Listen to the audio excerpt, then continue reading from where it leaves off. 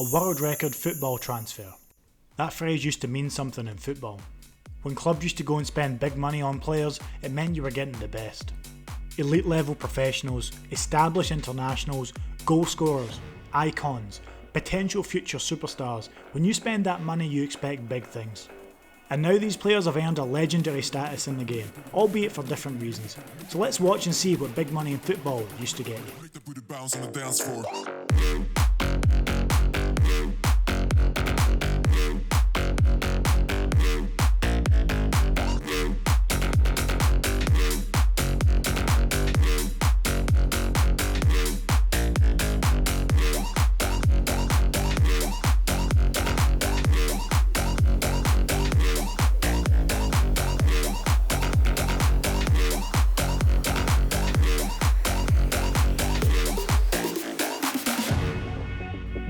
There's no denying football has changed over the past few years, and money is now a major component for success.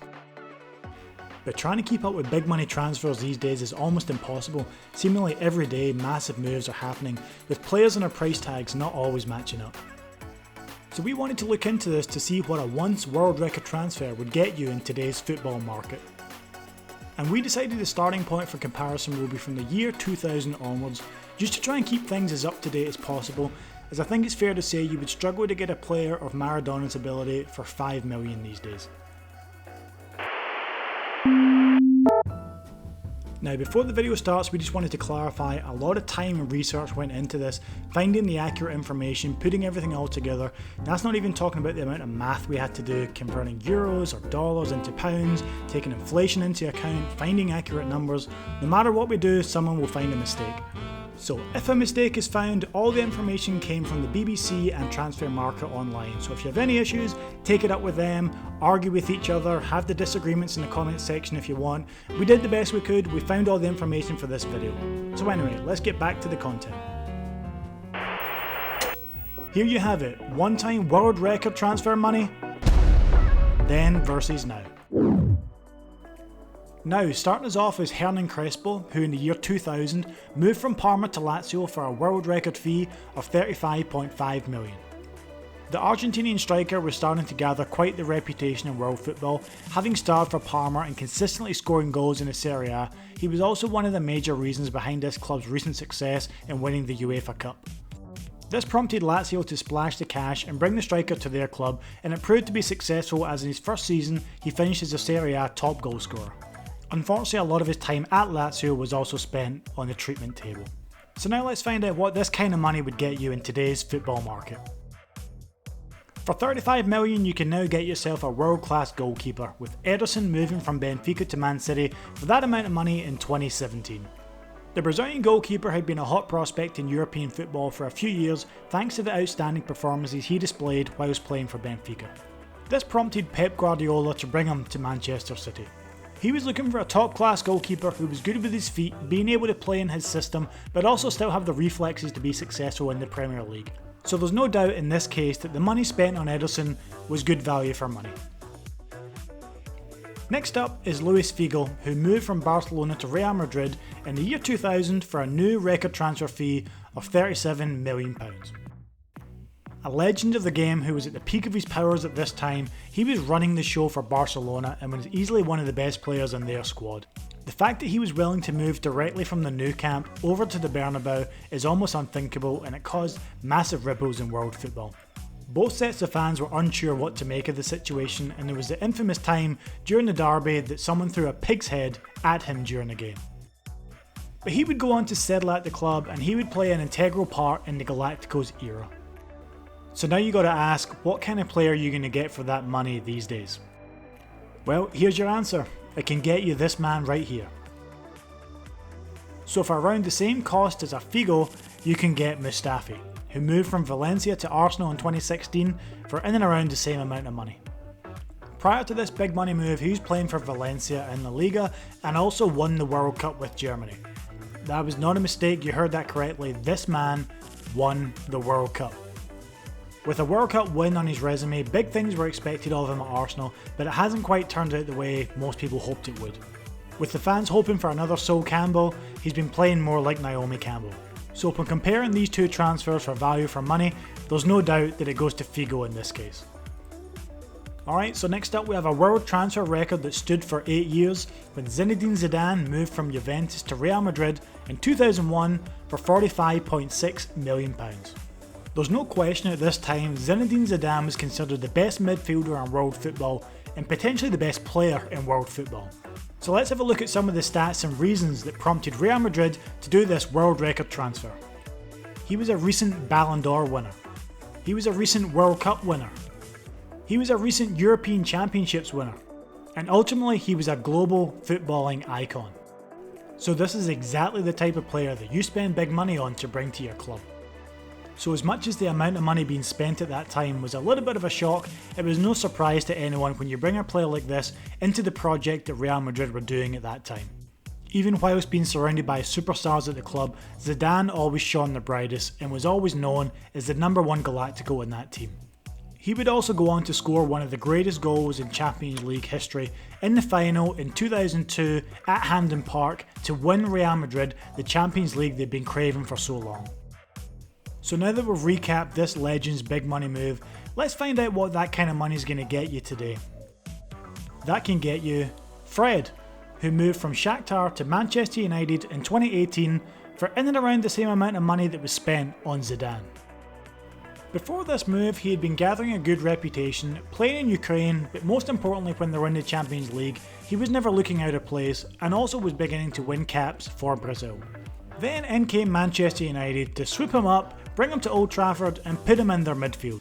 So I'm not going to sit here and say he's a bad player, he's had good moments, but in terms of the quality that Manchester United usually have in their midfield, they've also brought through young players who can do that role just as well, so it's a little bit of a surprise when you see that kind of money being spent on Fred.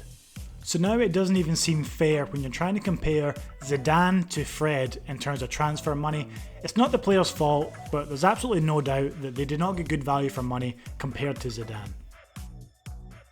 Now, another Real Madrid signing, this time Kaka, in 2009 from AC Milan to Madrid for £56 million.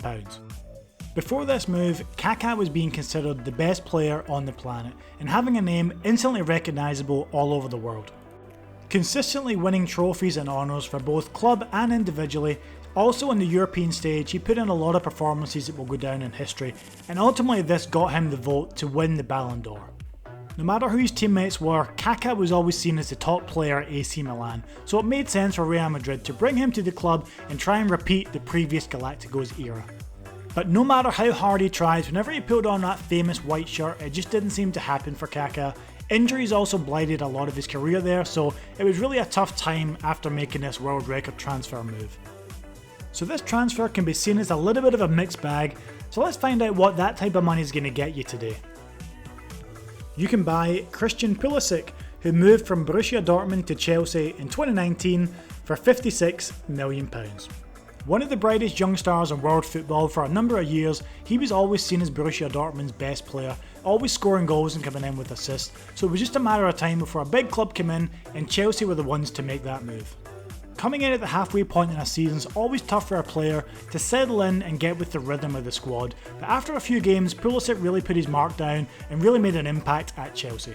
Then with the recent departure of Chelsea's best player Eden Hazard, Pulisic had a lot of pressure on his shoulders, he had to step up and replace that player, and so far he's doing a great job.